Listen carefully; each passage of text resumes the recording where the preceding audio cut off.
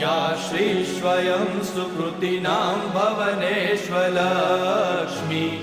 पापात्मनां कृतधियां हृदयेषु बुद्धि